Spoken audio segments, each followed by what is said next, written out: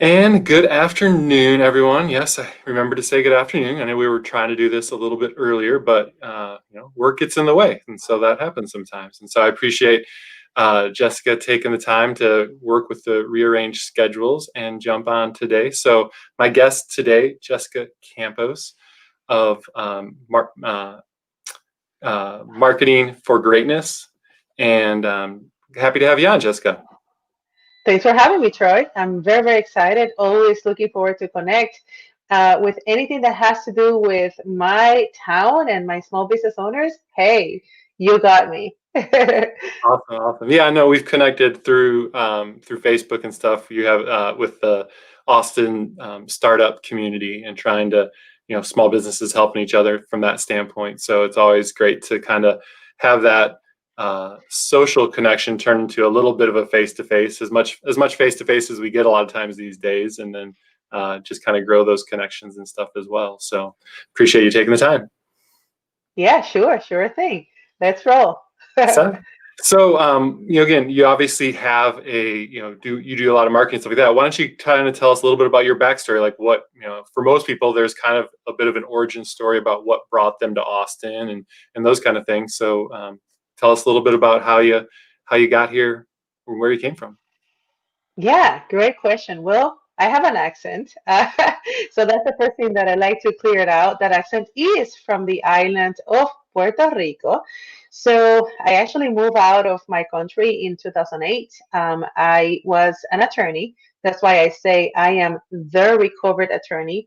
And now I have found myself repeating the story to encourage anybody that had to pivot because of the pandemic. I was actually, one of those professionals who needed to pivot back in 2008 when the recession hit, and I was doing mortgages. So I don't know if you remember the mortgage crisis, but I was doing, mortgage and working as a real estate attorney back in 2008, and that actually brought me to the U.S. I initially moved to the Northeast area, hated the cold. I could not really do it. So I needed to pivot, and my way out was actually throughout online sales. I found this opportunity to market for a company. We were selling products, and I remember that I had no idea what I was doing, but it's one of those things that I needed to find my way to reinvent myself. So they needed a Hispanic person.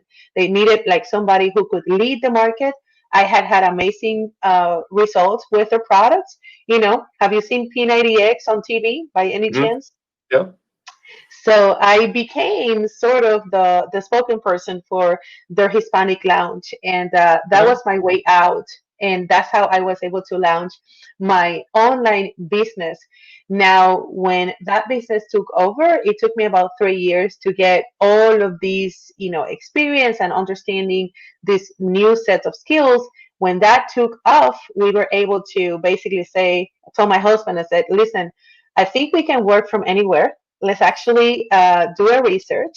And I'm sure that many people have ended in Austin doing pretty much kind of the same process. You start like narrowing down best cities in the US. Of course, Austin was on top.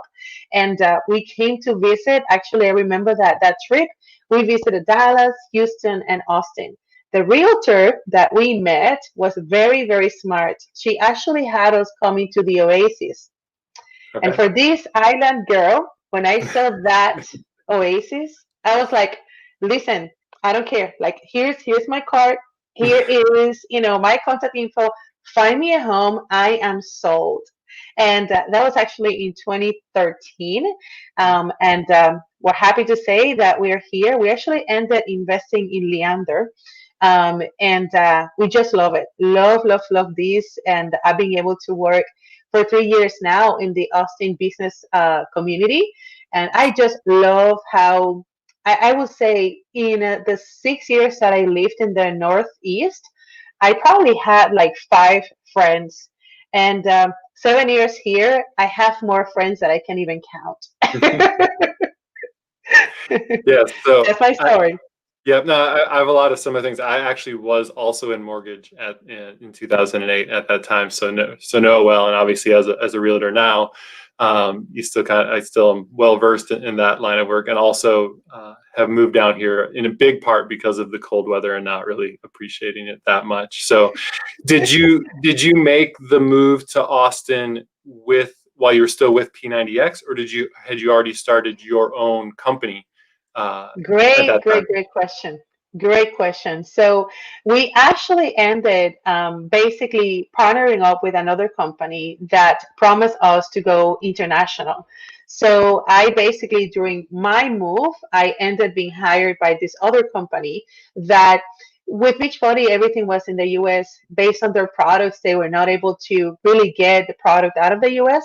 So I really wanted to expand and really impact like Latin America and also Europe. So we were able to switch, and sadly, actually, it's actually one of my biggest lessons. When you say, "Oh, I want a global business," you have no idea what you are calling on your way. So that was actually really hard for me. I needed to work from like 1 a.m. to 11 p.m. and it was just really difficult. And at that point, I actually had basically 4 kids between the ages of 14 and a newborn. So all of that was really, really difficult. And that's when I needed to make a decision and reassess my reasons why I wanted to work from home. And I said, I'm not home. The company was paying me all the traveling that you can imagine. Like I could travel for London, I could travel for Portugal and all of that. But it's like, when my family is going to be seeing me. And then that actually, I would say I'm grateful for the opportunity that I had to open global markets, but I'm like, I think it's time to be working more at home. And then that's where I got to mix the consulting strategy and all the experience that I got from that industry, which is a very particular one. You get to develop people, you get to learn sales, you get to learn online. And I had the backstage view, and I got to work with the owners of the company and seeing that, like opening, the markets and the licenses and all that. It was a great experience. Let's just say that. Yeah. Yeah, sometimes it's still time for a change. It doesn't mean the experience isn't great and isn't something that will help you down the road. And like I say, I'm sure it's helped you a whole bunch in your current role. So uh, Absolutely. yeah, so tell us a little bit about marketing for greatness. Like what prompted you? I mean, obviously you wanted to get out of that the role that you were in, but what prompted you to want to start your own business and kind of go that route versus again maybe finding another uh, sales business that you could lead that was maybe just within the U.S. instead of all the international travel and stuff from that standpoint. Yeah, yeah. It was actually, I would say, it was a combination of me being open to see what people were asking me, and also I just wanted like a break. I felt like I had run the back to back, really working so hard and so much, and especially I had put myself so much out there that I felt like I had a tattoo of these products, so I kind of needed to go incognito for a little bit. And I remember that I started going networking with a group in Austin. It was the E-Woman Network. And it was that community that they saw in me what I didn't even see. I just wanted to hang out. I just wanted to meet people. And Yeah. that's something that I share with people. Whenever you want to reinvent, you might not know, but don't stop connecting with people. So I went to those meetings and I remember that the leader said, you get it. So what is it that you do? And I said, I don't know what I do.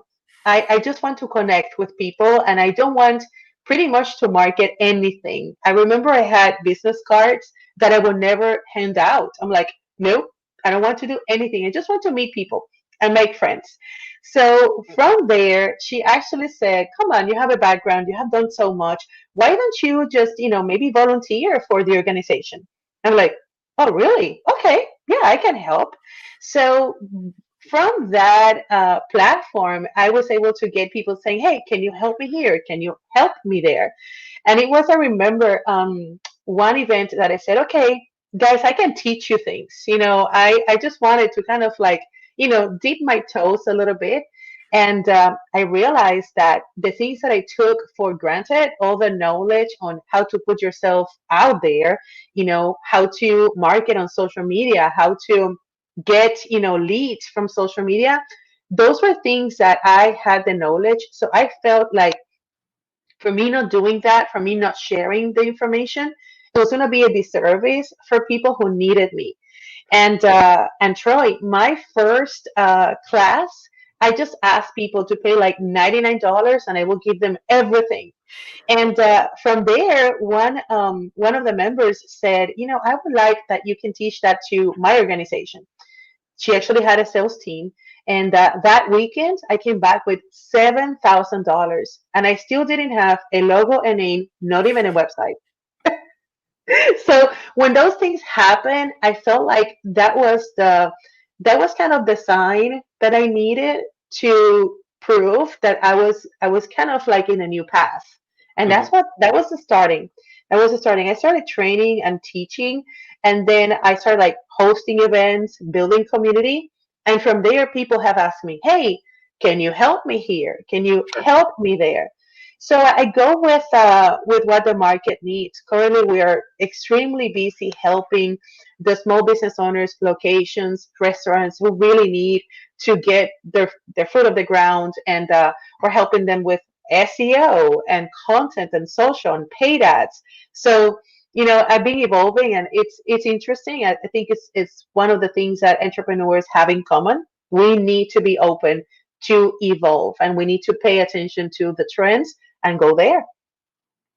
Yeah, if you're not willing and able to change, you're going to get left behind very quickly. Whether it's something as big as the pandemic that we had and still have, obviously, from that standpoint, or just a change in trends of stuff becoming more, e-commerce becoming bigger, or online orders, or things of that nature. Like, we have to be willing to adapt in order to kind of stay ahead of the curve from that standpoint. How Yes. for you and your business, how did early 2020 affect what you were doing, the businesses you were helping, and stuff from that standpoint? Like, what kind of shifts have you seen? Yes, actually, big shift. So, like I told you, I was working with small business owners and helping with their social media and SEO, using more an agency model. So we will do the work for them. I would say 100% of those businesses were impacted, and I could not charge them, to be honest with you. I was like, you know what? Let's just pause. Let's reassess. I switched them from me doing it for you to basically giving them points and pointers here and help, so that they really needed to kind of minimize their budget and their expenses. So by doing that, that put me in a position to find new ways to generate income. So we went back to the online world and created online products. Troy, I think the anxiety of having to go back to create new things got me to publish one book, one workbook, a new course. I built like three websites to put everything that I could do, mainly because over the last 3 years, I was building my business solely from word of mouth and referrals. I was Mhm. hosting events, and many people know my events from the Hotel Grand Duca. So, because we were not able to do any of those events in 2020, now I have no clients for the agency and no platform where I can market. How do you do it? Well, going back to school, going back to learning. I participated from conferences, that put me in a position to understand. Okay, so what is trending? How people want to see things? What are the pricing that people are willing to pay for content, and how people want? So I reinvented pretty much all of our offerings, refresh everything, and we did a survey to our followers. Like, for the very first time, I took the time to one by one sending questions like, hey, how can we support you? How can we help you? And because of that, we were able to redesign our offers. And I'm happy to say that January opened, and I was able to close 2020 with 15% growth. Like, It's unbelievable. But all from new things, all from new Mhm. things. Like actually, I have here, we did even a planner in 7 styles. I'm like, people need this. Wrote a book and the course with the book. It's, you know, digital assets are to me, I think it's one of the trends that many entrepreneurs are going after, mainly because if you think about it, um, people are going to be open to consume content, and when you see what is coming up, that content, people are kind of missing the old days when they have a book in their hands.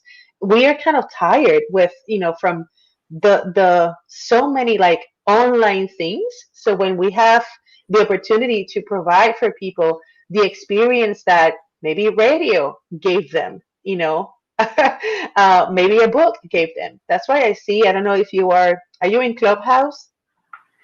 I'm not. I don't have Apple, so it's only an Apple product at this point. So. Okay. Yeah. So, well, there's a huge, battle with Facebook and Apple. So I'm not a big fan Mhm. of Apple either. Noted that. But I will say this: Clubhouse is actually capitalizing on the need of the users to consume content in a different way. I think that we're seeing the combination of consuming content with the interaction, but also content that disappears. Mhm. So imagine if you had the chance to join like in the old days, the party line, but knowing that that space is more safe because there's no record. So it's a combination of Snapchat, ephemeral content, which is the one that creates this anxiety because it's going to be away if you're not there, and then the radio and experience. So we just have to be open to see the trends and what can we learn for example, as a content creators, what can we learn from Clubhouse? Well, we can learn that people are craving for community. We can learn that people are craving for exclusivity. So this trend in 2021, I see the memberships, models going up, not just subscription, but how can we give our users that experience where they feel like they can share things, where they feel like they belong. So that's the way that I see 2021, and based on that, I've been kind of like in a sprint to create new opportunities and new ways to connect. Yep.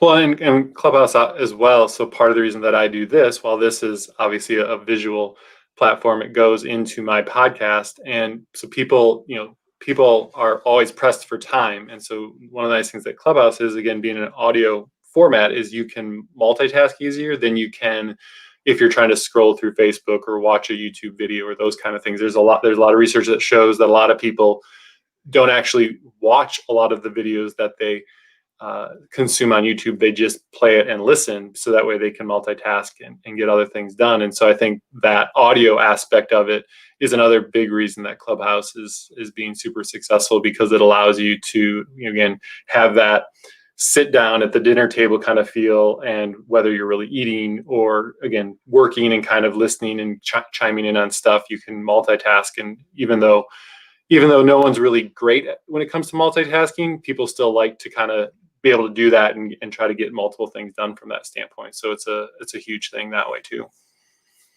Yeah, yeah. I would say on top of that, I think when you have the social channels being so compromised with monetizing, like they have so much of the advertising, I think the experience is not the same. And I think we are looking for ways where we're not opposed to ads, of course, but I think sometimes the experience with Facebook, for example, it feels like it's overdone. And it's brilliant to have a podcast because now you can have a more intimate conversation with your users. So it takes us to basically go into quality versus quantity, right? Like you're not going to please everybody because there might be visual learners that they prefer a video, and they prefer all of these downloadable things. But certainly you will find a way to connect with those who appreciate simple information, digestible, and in a way that adds a value. I think that's another component for 2021. We all who create content, we need to be very mindful of what is valuable, not to you, not what is easier for you to create as a content producer, but what does your audience want? How can you add value to them? So yeah, less is more. No, and the adding value is huge component from it. Again, it's how you first started your business. You were doing initially was adding value by going to the networking events and trying to help people out from that standpoint. And Mhm. so once you're able to demonstrate the amount of value you could offer, then people were willing to pay for that expertise versus some people who want people to just pay for their course or their product without demonstrating that it has any value from that standpoint. Because again, we get bombarded with ads, whether it be on social media, on the internet, on TV, everywhere and stuff. So there's never a lack of options for people. And so if you can't demonstrate the value add there or the value you can bring, you're usually going to be swept away pretty quickly from that standpoint. Yes, yes. Actually, this weekend I was sharing the story of when we moved to Austin, we actually moved 5 times in 5 years. And we were renting, and then at first we were renting in the Steiner Ranch area, and then two of the properties that we lived, both actually they were put on the market, and we were like, nope, we don't want to buy here. We wanted to buy in another area. So we had to move so many times that we were like so like tired of the process. And I remember that every time when we moved, our realtor will always update our address. And every couple of months, he would send us these magnets that we had in our fridge with things to do in Austin for the family. I think it was very, very smart. It took him 5 years of consistently sending mailing campaigns to my family. I would always have that magnet on the fridge. So, guess what? When I was ready to buy, I came to the development, I saw it, I pretty much put my contract there and I listed him and I emailed him. I said, John, actually, you're my realtor. You don't have to walk me through any homes. I already have done the work. But you have earned throughout the 5 years of sending me so much valuable information. And Troy, actually, when we were to the closing, my kids, that's 3 years ago. So they were like, 5, 7, and 9.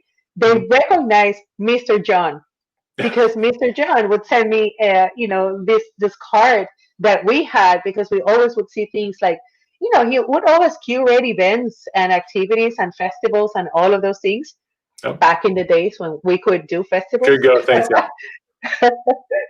But he would curate those things for us. But then in the bottom, of course, he had like his picture. So my kids were like, Mom, he's Mr. John. I said, yeah. So if following up, it's so, so, so key. So I was really inspired to kind of take inventory of what is it that can really make an impact and what can bring value. And I'm like, I think giving can create such an impact in the way that you will be remembered. Mhm. So I'm like, you know what? I'm just gonna start campaigns like sending mails to people and really doing different things so that people will remember me in a different way. And I invite everybody that is watching to really take the time to think, how can I give? How can I just step up a little bit? You know, regardless of how much money you're putting there, right? I mean, I'm not saying that you're going to give the farm, but sometimes giving a little bit that extra that will position you in a different level than your competitor. So giving is important. I think many people can do a lot of marketing. Oh, we are the best. We are this. We are that. But you know what? Show me. Yep. Take action. Show me Yep. that you care. So I think that that's such a relevant piece of action, especially now in 2021, that every industry, I think we all need to do that, right? What else can we do? How else can we step up? Yeah. No, it's I kind of equate it. It's basically kind of building brand versus marketing for brand versus marketing for a sale, right? Like it's obviously more instantaneous potentially to market for the immediate sale of I need to help someone, in this case, buy a house this month. But by building the brand, his brand, and so you knew who he was and helping and being there from that standpoint, yeah, he didn't get a sale the first time immediately, but he eventually got a sale, and he will get all of your additional sales as well too, because he built that brand. And so, right, so it's a longer term marketing strategy. It's still a marketing strategy, but a longer term one.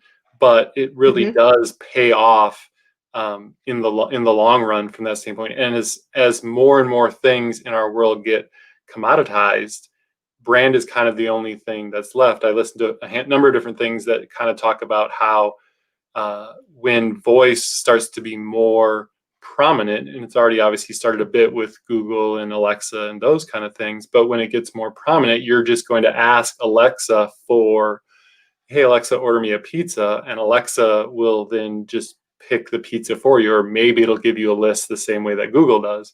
But if you Hmm. know that if you have a great pizza brand that you love, so Sacones, which is up in Leander and down there, or Manja's deep dish pizza.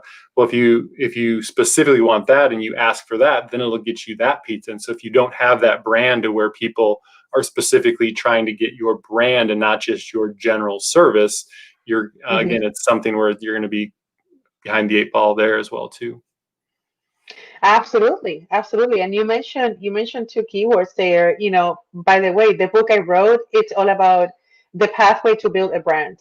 When I lost all the clients in 2020, I'm like, okay, what can I teach, and what do I see that is going to definitely be a pathway for businesses to overcome the losses that they're having. Those who are surviving, they have a brand. And I always like to mention, look at Kendra Scott. When retails are closing, how is she able to open more stores? It's because she provides an experience, and she has been able to create, leverage her personal brand and her story around her products.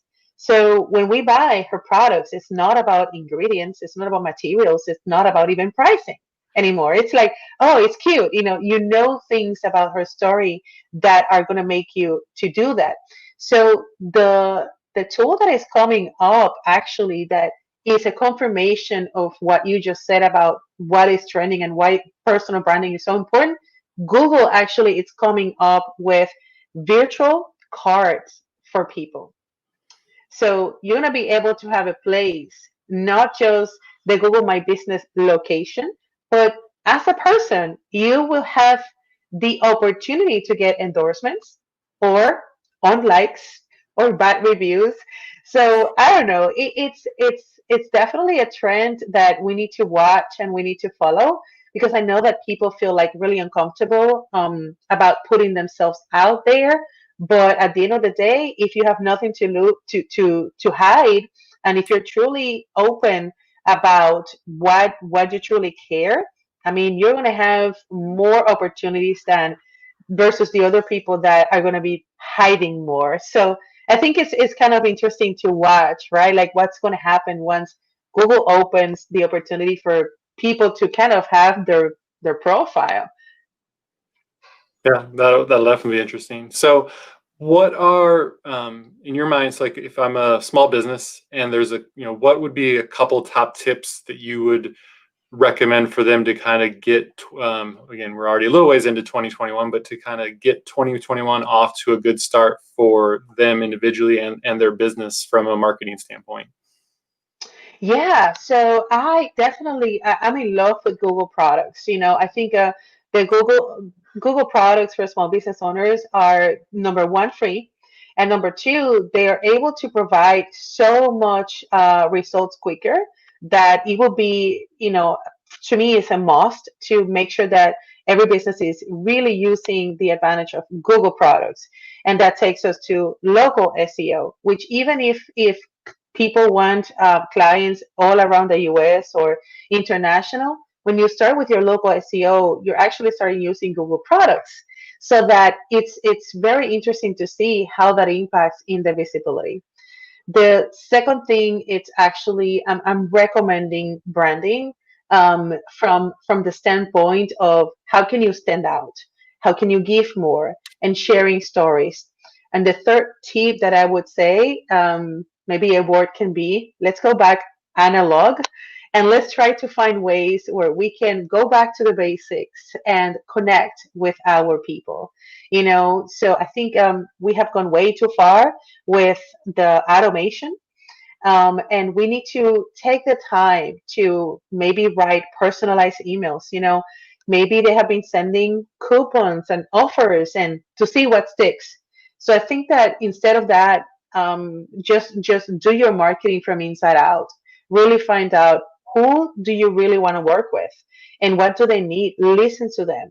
Like really come out and be sincere and honest and see like what do they need. So I think being a problem solver and a servant leader will help the CEOs to really, really grow any business that they want.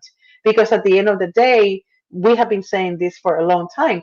People do business with people. So there's no such thing as B2C or B2B. It's age to age. So this year is going to be more than ever the year where you need to stand out and really implement the age to age. Can you humanize your brand? Can you humanize your sales process? Can you say yes to, meeting with people even when you don't know what's in there for you? Can you be open to that? Those are my three tips. What do you think? I think they're great. Yeah, it's a good start for anybody. Mm-hmm. Mm-hmm. You also mentioned that you have a kind of a giveaway you're doing. Let's see here at the mysocialgreatness.com. Yes, yes, yes, yes. So speaking about giving, that giveaway, it's one of those things that I'm seeing people selling, those tools. I'm like, I don't want to sell. I gain nothing by selling. I actually gain better by people learning and then their feedback. So what we did was created a course. It's actually 6 modules, and I'm giving there the step-by-step process to create content that makes the brand to stand out. So I teach there my process in which you mix and match the content, understanding that every day you have somebody that is new to your world, right? For example, let's use Troy Schuckler as an example, right? So today you're going to have people who don't know who you are. So every day you will be sharing something thinking about them. But tomorrow, those people who were here today, right? Then they will need to know something a little bit different.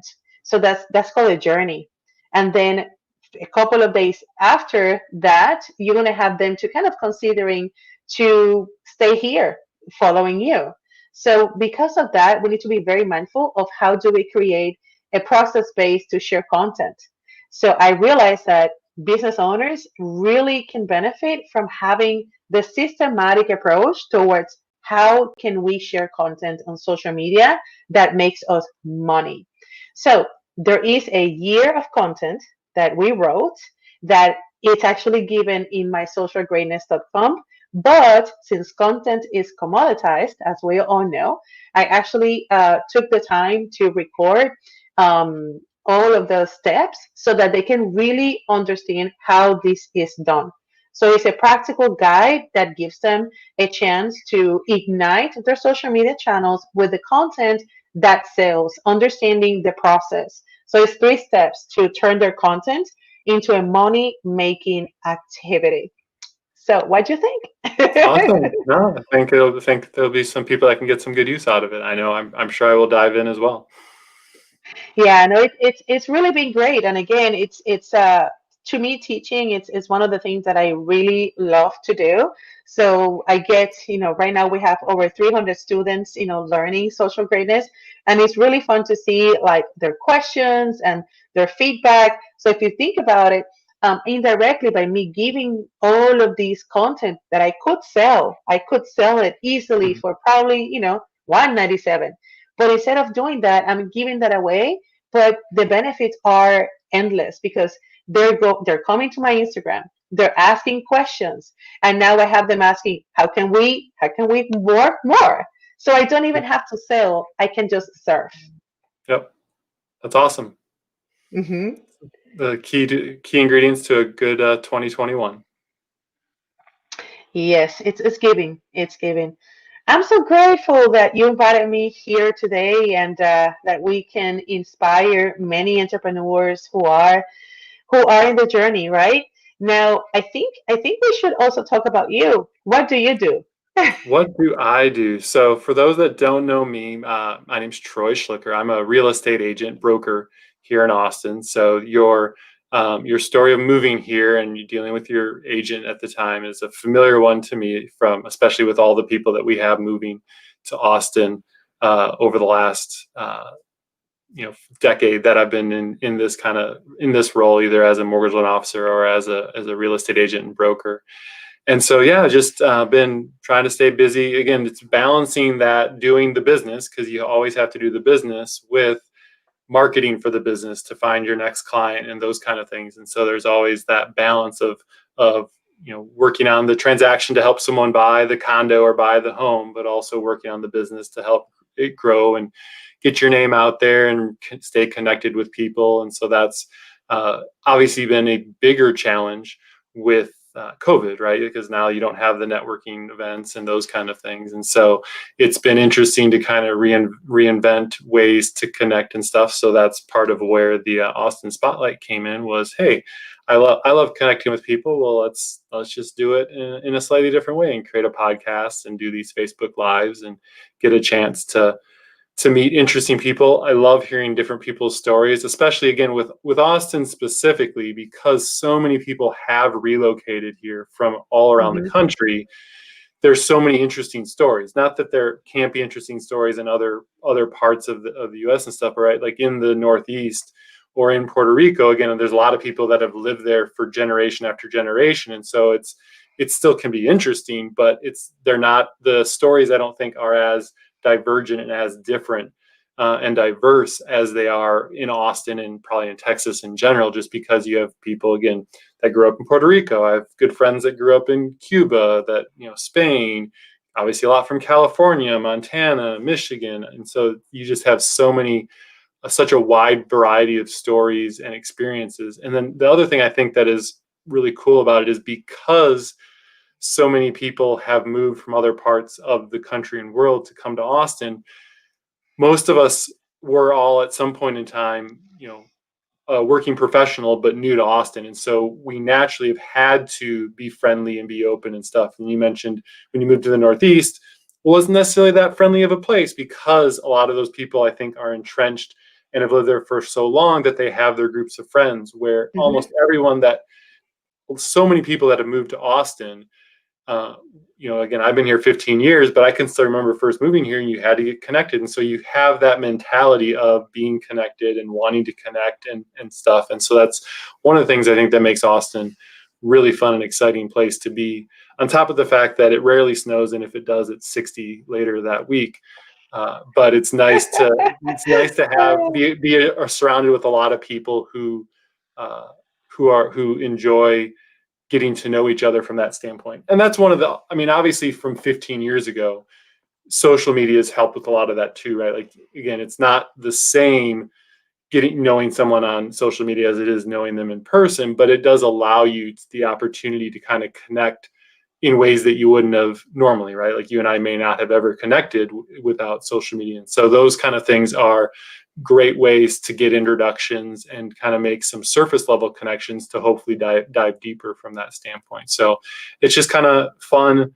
I sell homes. That's how I make my money. But honestly, I enjoy connecting with people way better from that standpoint. So Hmm. that's kind of Hmm. how the kind of how this and the podcast came about. It's like, oh, I get to connect to people, and if it, eventually, though, I know those types of connections have merit. So. Yeah, yeah, no, I agree. I actually remember when we were searching from Connecticut, one of the things that stood out for us was that they said that Austin was a great city for entrepreneurs. And I'm Mhm. like, I would love to be able to meet with people who are like-minded. Mhm. We're rare. We're not like, I think we're like what, 1% of the population? So Austin has been named as a top city for entrepreneurship, and I can see that, and we both are testimonial for that. So I would say actually it would be great to be able to claim from this episode that we're both an example of how Austin is a great city for anybody that is an entrepreneurial has an entrepreneurial mindset and has been looking for the place where they can get quicker to a network, they can Mhm. build their platform. Because I remember when I was back in the day searching, that was one of my criteria. Like, Sure. is the place okay and open-minded for entrepreneurship? And yes, it is. Very, very much so. I think the secret's out on that one with all the different companies and stuff that are relocating here, the Teslas, the Oracles, the big companies as well. But then South by Southwest is a huge, or has been a huge driver for small business growth and startup land from that standpoint. And so I again, there's obviously people who I'm sure still aren't aware, but I think it's not really a secret anymore. It's definitely kind of leaked out there that Austin's a great place uh, for to start your business. So Yep. So we want more people here, and as we want more people, we obviously need more resources like you. And I'm so grateful to be able to contribute, to share what you do, and definitely will be sharing this with my friends, our connections, and we always just get the proverbial question: Who do you know who? yep, Right? So now we know. there you So go. you also you're not a mortgage lender, right? Just I or don't. your company provides I just just yeah, real I just do the real estate. I know enough estate. about mortgage to get people in the right spot, but I specifically don't do mortgage anymore. So Hmm. Awesome, yeah, awesome. Well, I think is it a wrap? yeah. I mean, we'll probably let you get back to I'm sure you got some clients and some more stuff you got to get going, and so we'll end the live. And if anyone has questions, reach out. Happy to help anyone that we can. Sure thing. Thank you again for having me. And friends, if you're watching this, let's share and let's just spread the news on what we shared today. 2021, it's going to be about giving, connecting, and going analog. Like, how can you make a difference? That's now over to you, so you can think about that and connect with us and see how we can support each other. Sounds good. Have a good one. You too.